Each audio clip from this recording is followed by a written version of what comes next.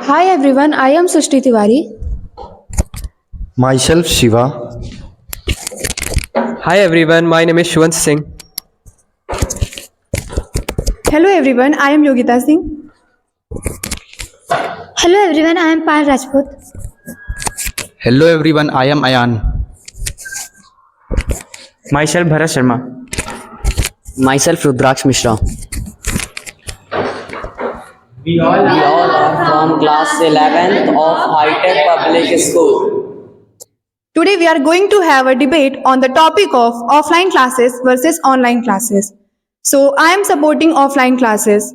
I think offline classes are much better than online classes because in offline classes our physical faculty is present who solve our doubts related to the study and other activities. That's a very nice point, Yogita, but let me tell you that online classes provide accessibility that you can access it from anywhere and at any time. But we need to be present for limited hours in offline classes. But Ayan, in online classes, it doesn't need to present all the time. But in offline classes, you have to spend your limited hours. In offline classes, it's good that all students wear the same uniform. It's called discipline.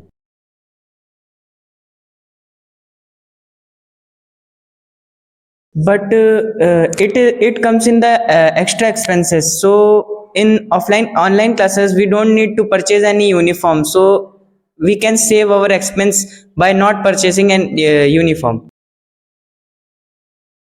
Due to these online classes, some people are not able to come to school. That's why they are known as dummy students.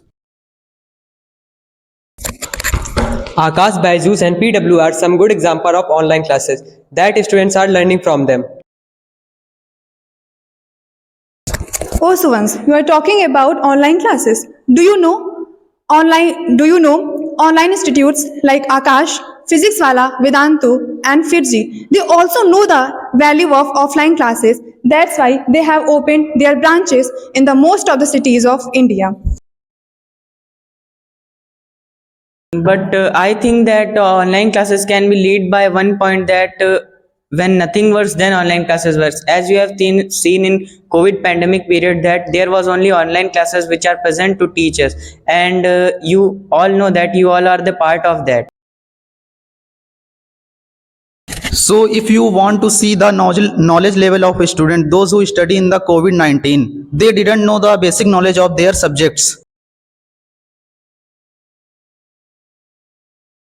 So, Ayan, if you are talking about knowledge level, so let me counter your point that if online education are so bad, then why the student from junior class to UPSC aspirant are taking help from online resource? In online classes, there is no one for supervision, so students can do whatever they want, like hide their faces and mute their mic. But I am disagree with your point because in offline classes, many students who doesn't pay attention while being the part of the same classes. And give me the answer: if the offline classes are so good, then why the whole class is not getting the good marks? But in online classes, we don't think that we are a part of that class, because even if we sleep in between a lecture, there is no fear of getting punishment from teacher. No, let me tell you. Because in online classes, teacher also consist some question and asks to the students, and they conduct different polls in which they see that how many students have participated and how many haven't.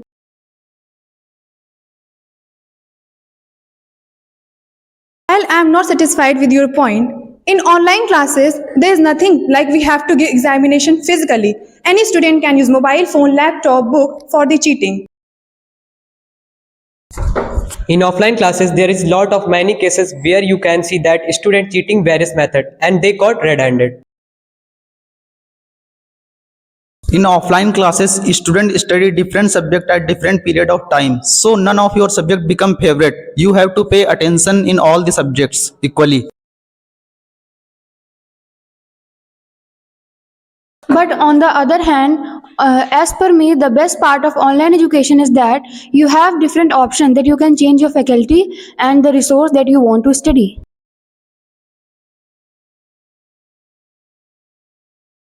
Evidence suggests that online classes has only been introduced after the beginning of the internet. Before that, only offline classes were there, where gods like Rama, Buddha, Krishna had taken knowledge from the saints and the sages.